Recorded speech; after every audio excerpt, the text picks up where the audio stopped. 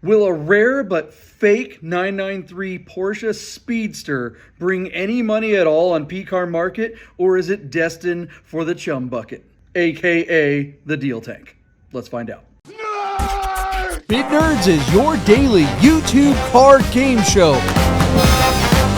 where we predict the online auction results of the most interesting cars on Bring a Trailer, Cars and Bids, Haggerty Marketplace, and more.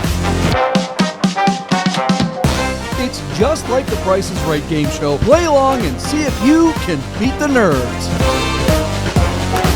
All right, the next car is on PCAR Market. This is a 1995 Porsche 993 Carrera Speedster that was converted. And I am going to call an audible and say, JP, why don't you introduce this car? Because I actually think this car was still being worked on when you and Jaeger were friends, right? When you met Jaeger, was this car already complete, or was he still building it? No, it was done. I met Jaeger when he was driving this car. He had it shipped up to Seattle for the inaugural 993 Fest. Who's the guy that put that on that we had on the show? Nathan Mers from the PCA. What's up, Nathan? Yeah, he did that event, and that's how I met Jaeger. And honestly, that's probably why I know all of you, because Jaeger was instrumental in introducing me to a lot of people here, and was one of the reasons why we ultimately. What's that? Yeah, like Solomon and the Porsche, just tons and tons of people. He knew so many people when we moved here. It was great. I know this car. I've not ridden in it, but I know the car. I've become friends with Jaeger, and we've been on events, and I think I've even met his wife a couple times. But JP, you know this car intimately, so super fun to see that this car, his car that he built, has come onto the market. It is a replica of only one or two that were ever built at the factory. One was Bootsy's car, and I know that because of Jaeger telling me 100 times. But I know you know this car intimately, and you also know Speedsters really well. So I'm going to defer to you and ask you to introduce this car, because whatever you tell our audience right now is going to be better than anything that's written in the comments on PCAR Market. So JP, tell us to the great lengths that Jaeger went to build a car that Porsche ultimately never made for public consumption. Yeah, I mean, you're absolutely right. They only made one, and sadly, it was a Tiptronic, and I believe it was a Aberdeen green, for Bootsy. But he was up there in age, so I guess it made sense to give him a two-pedal one. Jerry Seinfeld, not to be confused with Jerry Springer. For some reason, I said Jerry Springer earlier. So Jerry Seinfeld wanted one, so he ordered a brand new 993 and sent it back to Germany, where in their special wishes program they built him one. So what's that? So that's two.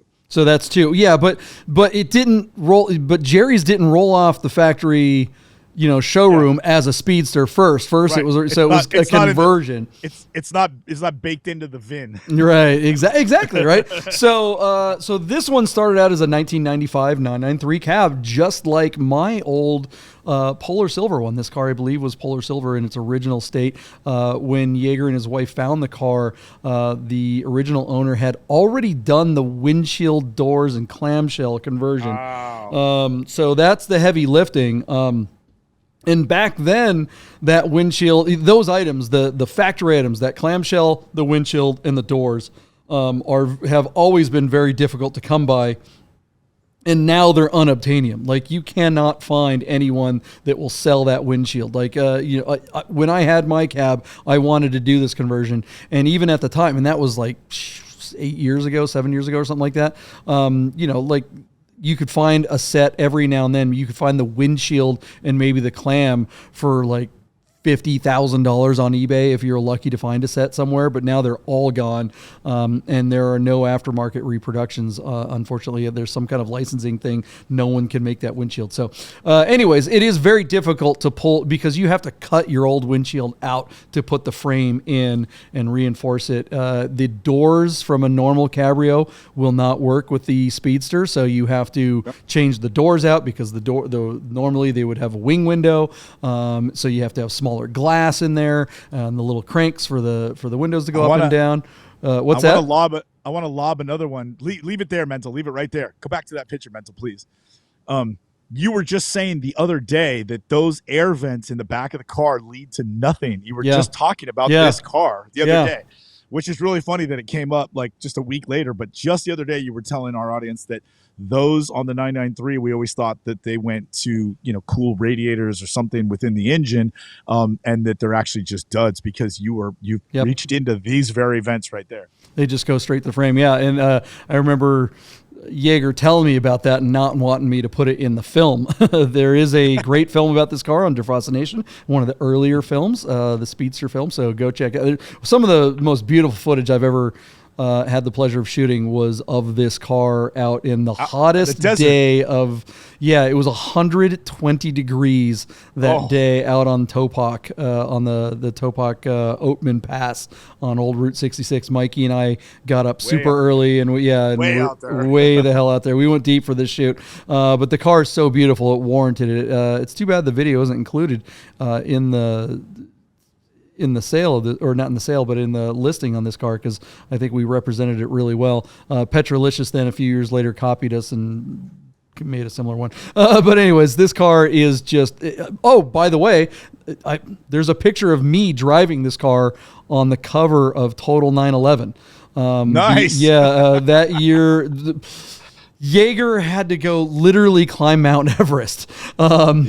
And so he's like, hey, the magazine's going to come and do a photo shoot. Can you drive the car while I'm away? And so I'm like, I look like a total, my face was so puckered up when I was driving this thing. Can you guys hear that audio out in the audience? I don't know. You might want to, but there's the video. There it is. He's pulled it up. Yeah, you can go full screen on that. Yeah. Mental, did you ever meet Jaeger? I have not. Oh, you'd get a kick out of him. I mean, he's a weirdo, but like he's a super nice guy. He's super nice guy, but he's former military, and he's like. Oh no, he's current. He's still in the reserves too. He's a freaking colonel, man. Yeah, is he really? Yeah. Yeah, he's a badass.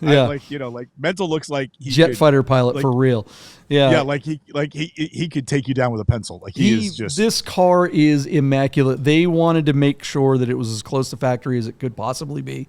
So no expense was spared. Every last detail was paid attention to. But I will say we went to Monterey Car Week one time, and we did Carl's Drive, and he railed on that car. So he drove it like he flew his fighter jets. What do you think of this car, Wade? Is this something that appeals to you? It does. I actually am a big fan of Porsche Speedsters in general, and I'm learning so much hearing you guys kind of talk about this car and the build and everything. And I'm super curious. So this is a car that is based on kind of a one of one or one of two car, right?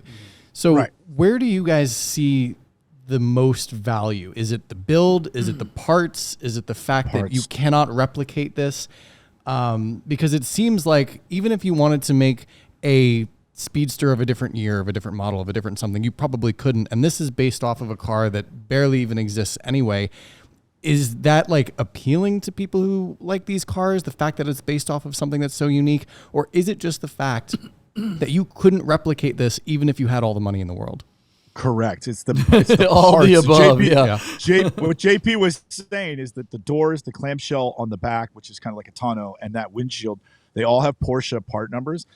And you cannot, if you call up Steve Thiel, if you call up Steve Thiel at Porsche of Las Vegas and tell him you want any one of those three and you'll pay whatever it takes, I don't even think Porsche will make them for you. Like Porsche has a program where they'll make you just about any part. I don't even know that they'll make you those parts. And if they will charge you an it would be almost probably six figures for the three sets of parts, and it would probably take 3 or 4 years. Wow. My guess is that they would only do it for you if you owned a 964 or a G-body Speedster. I doubt they would do it for you for your 993. They're not going to make it. Or your last name was Seinfeld. Exactly, but Seinfeld has one, so the only real one, right? So the only way that Porsche is going to to do it is if it's a replacement part for a factory built car, but because these parts are the exact same parts from the G body to the 964 to the 993, because as most of you guys know, the Speedster was originally planned for the 964, not the G body.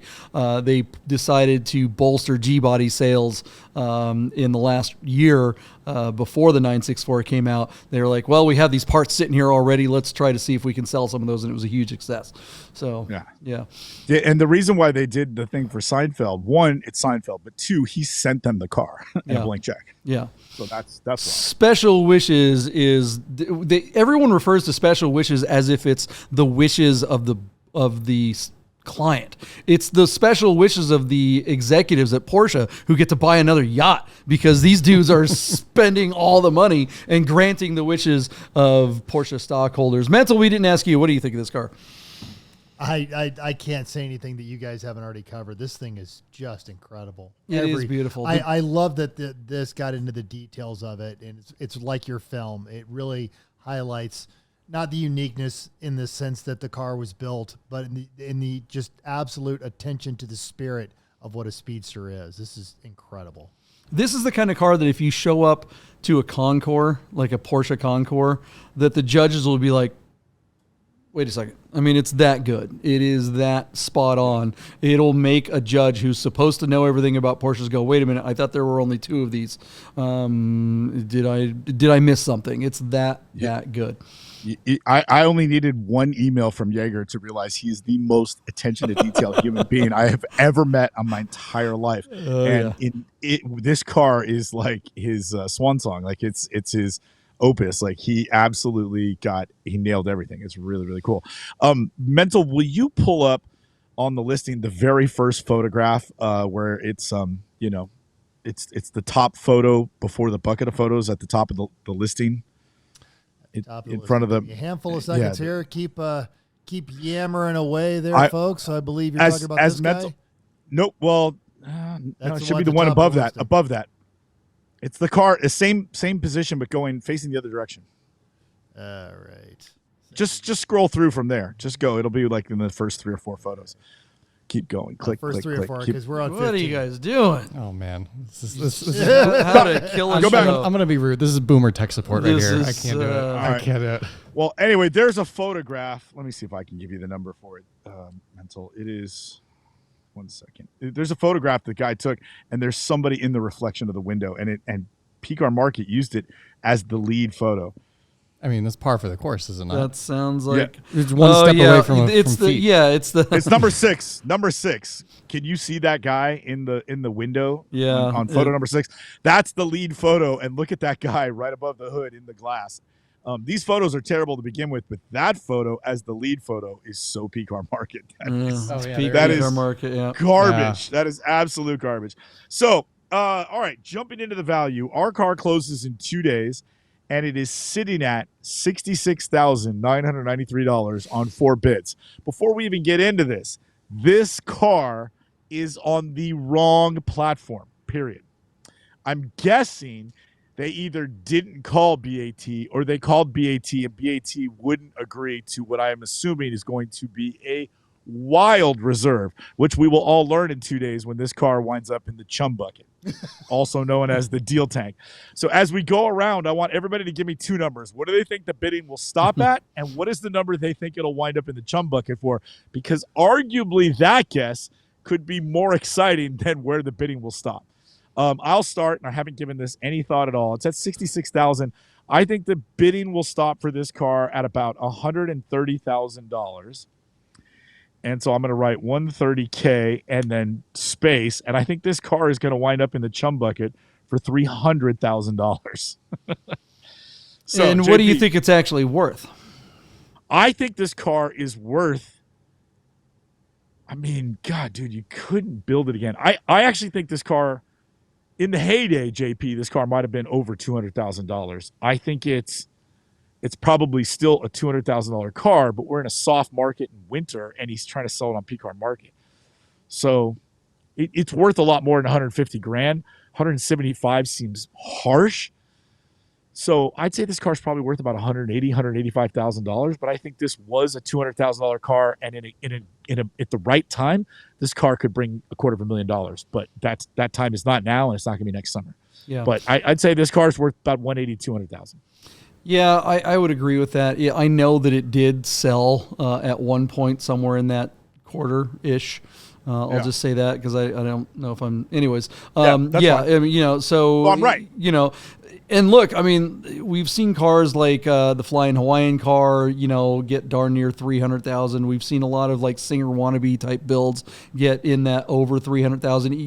A year ago or last summer when things were still really hot. I think this car is in that qualification. I know it's just a factory 993 engine, but this car is just that nice. I would rather have this 993 than a real 964 Speedster or G-body Speedster. I would absolutely be happy to buy this quote unquote fake or replica or tribute, however you want to call this thing. I'd rather have this one. This is definitely the best version of any Speedster ever. Yeah, and that includes the Gunther Works thing. I hate the Gunther Works thing. That looks so stupid. It's terrible sensibilities on that car.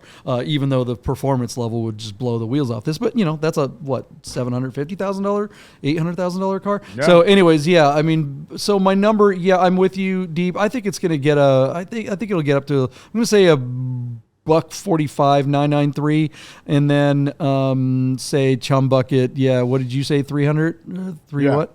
I'll go 299 because they'll try to be cute. Because I was going to say 300. What do you think, Wade? Yeah, give me two numbers, Wade. I really don't know. I mean, it's such a shame that it's on this platform because the thing is that photos are terrible. Yeah, I mean they look nice at a glance, but the platform is the big thing, and you gotta wonder like what went wrong. Like, did PCAR Market do something to entice them, or did they just not know? Because you're not gonna get the right person. Like, nobody's gonna even know what this is, or even care, or anything. So, I mean, it probably will get over $100,000 just based on like a couple passing interest. I think it probably stops at like 117,000. For what they want out of it, I mean, it doesn't matter because it's not going to be close to anything on PCAR Market that anybody's going to buy. It's not going to be close to anything on Earth. I know. I mean, the thing is, though, they seem to be willing to sell it. So it's got to be reasonable enough. If they put 199,000 on it in the Chum Bucket, I don't think that's that unreasonable, especially given the market. Maybe it gets a look or two afterwards at 199. At 199, it should. It should get some calls. There's no point in putting it on PCAR Market for 300,000. I mean, you may as well not have listed it at all. And you probably shouldn't have listed on PCAR Market to begin with, but I'm sure there's more to the story there. I don't know. What do you think, Mental? Oh man, yeah, this is a wicked cool car, but the platform, even the nerd herd is like, why? Just why? You look through the comments, everyone's like, why here? This, I think every platform we go through, including Facebook Marketplace, would be a better market for this car. I'm gonna say I feel like the market is the platform is gonna kneecap it on this one. I say the bidding is going to stop at 125, and I think it's going to end up in the bucket for 197. Ooh, under in the bucket for what you think the seller of this car would be willing to sell for under 200. No, but I think the guys over at P. Hey, come on, just put it in there. 195. Come on, let's make a deal here. Yeah, I could see them. I could see them trying to put that downward pressure on an offer, but I don't. Well, I mean, look, I know why it's on PCAR Market, and it's because if they do want to sell it, they probably want to sell it right freaking now. And if you're in the queue on PCAR Market, if you're in the queue on BAT, you may not have your car live till December at this point. Whereas you can call PCAR Market and say, you know what, want it listed and it'll be up in a few days, literally. For better or worse, I'm no fan of PCAR Market. But look, the Flying Hawaiian had a better result on PCAR Market than he did on BAT. Granted, Video. What's that? Yeah, I'm sure it was a video of my film. But hey, this car has one of my films as well. Honest, I mean, they're not using it in the listing. They should. Yeah, I mean, you went from, Flying Hawaiian got 270 something for his car, and it only got 250 on BAT. And we all think that's seasonal. But I think BAT as bad, or PCAR Market as bad, and as much as we can't stand them, I don't think they're that bad. I think they do still get eyeballs, and I think that people do look at the chum bucket, and they do actually move some cars out of there. And whoever the seller is, I'm guessing this particular seller is way more connected than any of us. And frankly, his email list probably has more qualified buyers on it than all of BAT and all of PCAR Market. And all he wants to do is basically put it up for auction and get the 8 or 9 or 10 people that he knows that want it to facilitate. He wants those 8 or 9, 10 people to go bid on this thing. And it really doesn't matter what platform it is, because they'll go to whatever platform he says to go, and they'll do it on Tuesday instead of on a Friday sometime in December. Accepting everything you said is absolute truth, and I have no fault with any of it. I think Anthony really hit the nail on the head. All those things he wanted to accomplish could have been done with Haggerty. If only we knew someone. That's not true. Hold on. Whoa. I know where you're going, and we want to help out Deeb here, but that's not true. If you want to be on Haggerty, you got to jump through a lot of hoops and Haggerty has a lot of those hoops to protect sellers. But you've got to send your title in. They have a 2-week gestation process. Their auction isn't a week, it's 2 weeks. You still got to get, I think with Haggerty, the soonest you're on, if you called our good friend Deeb today, is what? The end of the month, sometime maybe before December, Deeb, and it's definitely not going to close before December. This guy needs to sell it right now, and he has a bunch of people that want to do it, and he doesn't want to negotiate, so he's like, hey, my group of a dozen people, just go bid on the thing here and shut the hell up, and who cares about normal people. Do you think that would hurt it though in the end? No. Look, if you're one of those dozen people that want this car, you want a shot at it, and you know that there's a handful of other people that want it too. Do you think he has a number in mind? Like, do you think it would have been better for him to just say, all right, I want 300,000. I send it out to a dozen people. Whoever comes back with the best counter offer calls it a day. Yeah, I just don't think he gives an F. I think he's just like, do you think this is risking seeing this car now online forever with a high bid of, let's say, 115,000? Do you think that hurts it? Not if those 8 people are there bidding on it. Not if we're totally wrong and this thing goes up to $280,000, which is entirely possible. I'm putting out a theory. Everyone's asking why would he do this, and I'm giving you an answer. I don't know if it's the right answer, but I think that if that's the case, if he does have a short list of people that have been asking him for it, and he doesn't want to play favorites.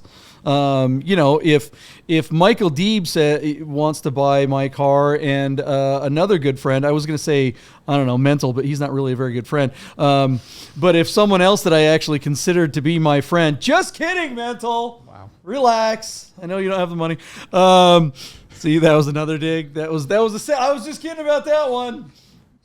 I'm such an asshole. If I had 2 very good friends that wanted my car, which I don't have any friends at this point. I wouldn't want to have to play favorites. I wouldn't want to go, Deeb, no, I'm going to sell it to Wade, and that would make Deeb feel bad. And if I said, Wade, no, I'm going to sell it to Deeb, that would make Wade feel bad. And we don't care how Mental feels. Right. So, hey guys, I got to tell you about our friends Godden Porsche of Las Vegas and Godden Classic. If you're looking for a new Porsche or a classic, you got to call our friend Steve at Godden. Save yourself the hassle of screwing around with all the auctions like we always talk about, and just talk to Steve. He'll find you the classic Porsche you're looking for. Godden Porsche of Las Vegas.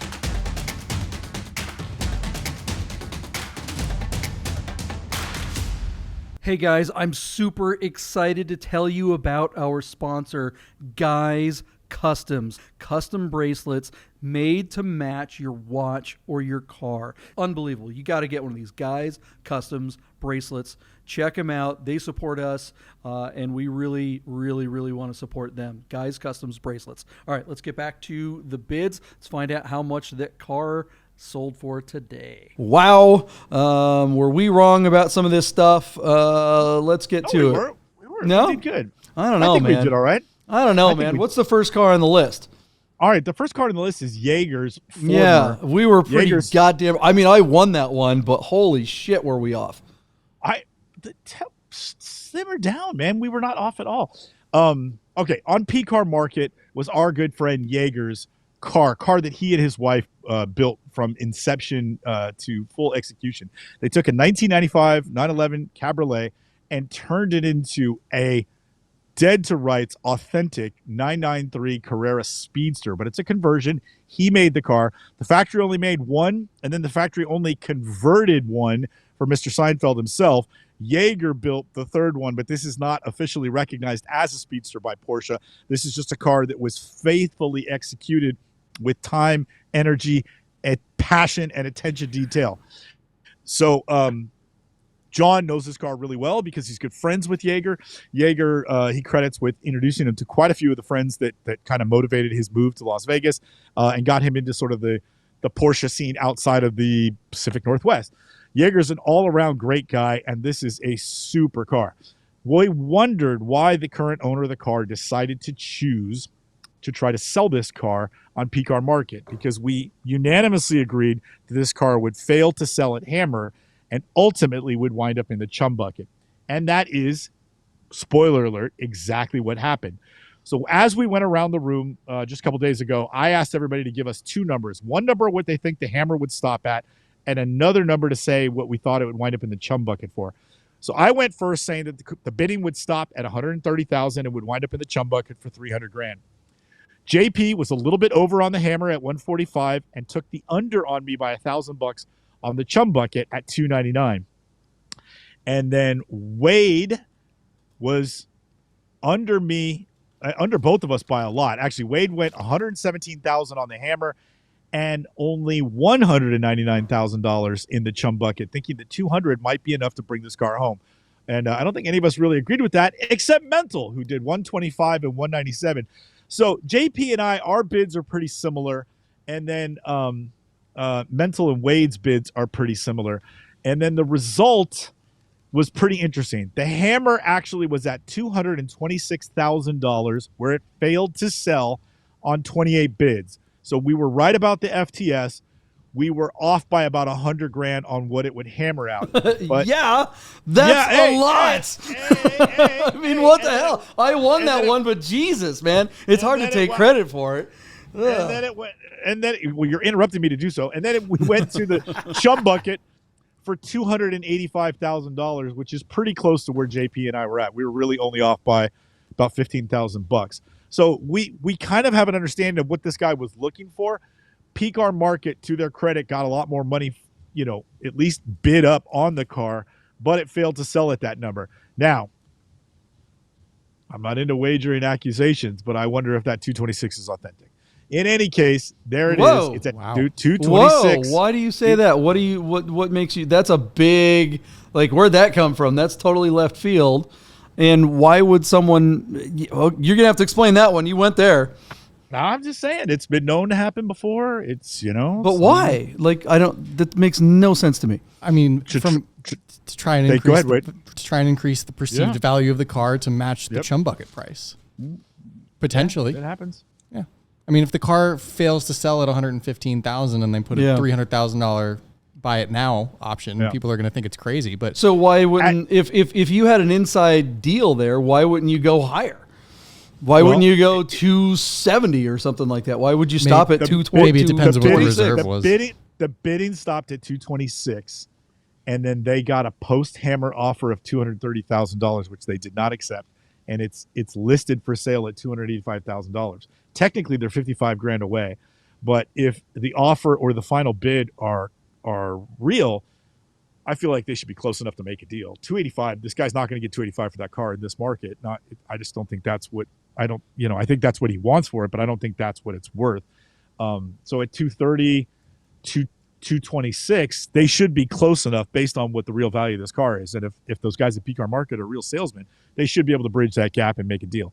But anyway, that's assuming the seller is reasonable. I mean, I think this seller probably bought it for well over 250, and is trying to basically get their money back. Maybe take a little bit, and somebody here is probably going, oh, PCAR Market has that reputation, right? We've talked about that over and over and over again.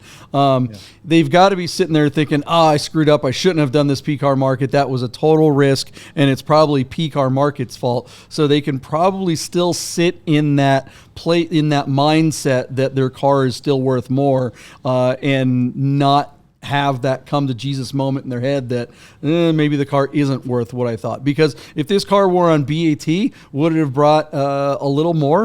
I don't know, maybe, but probably not much. Maybe it would have gotten a 230 or 245 bid, but still, that's a long way away from 285 if the reserve on this thing was, call it 275. I think the seller just is not willing to admit that the market is soft and it's the wrong time of year for a Speedster, one of the nicest Speedsters of ever, but still, it's a convertible. It's still a drop top. What do you think, Wade?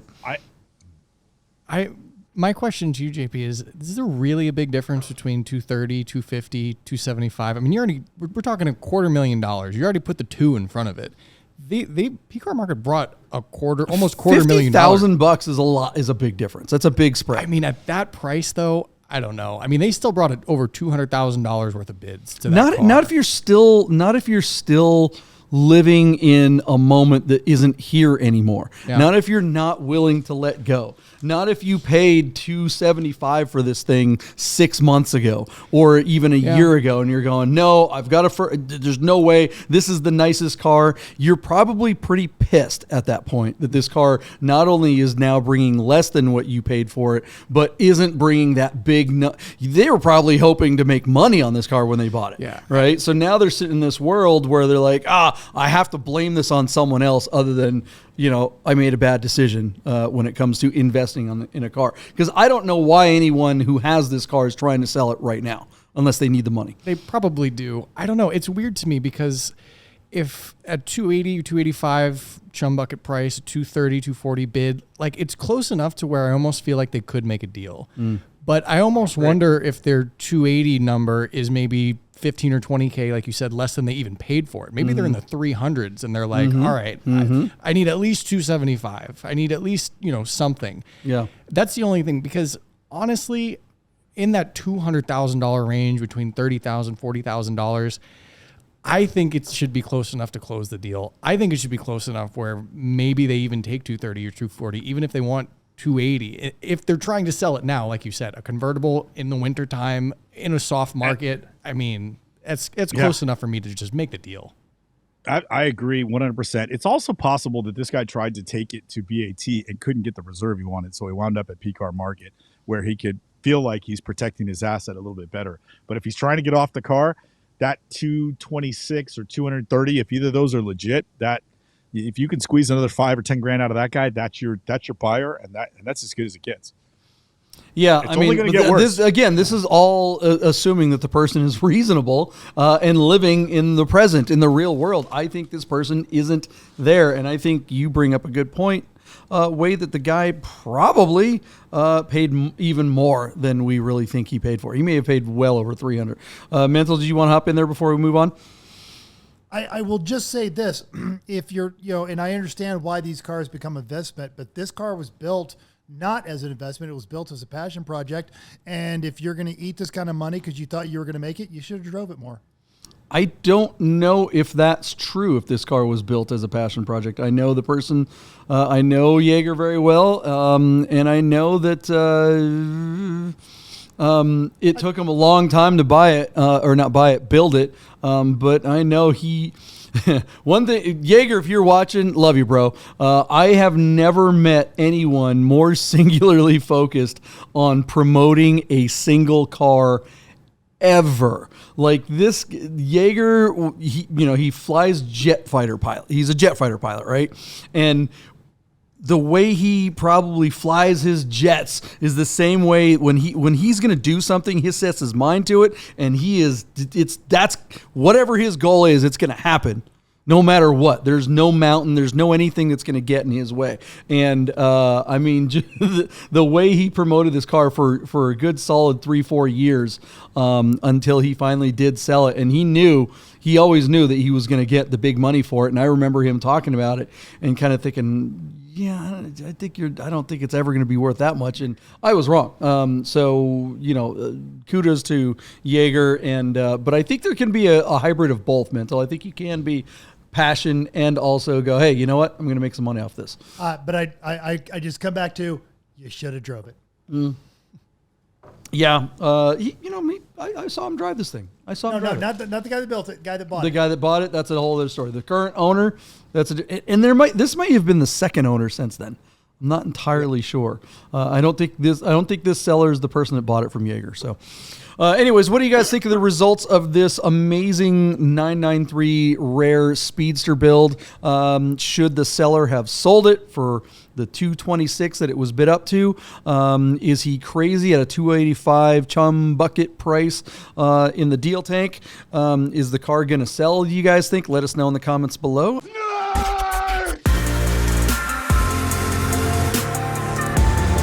Get the word!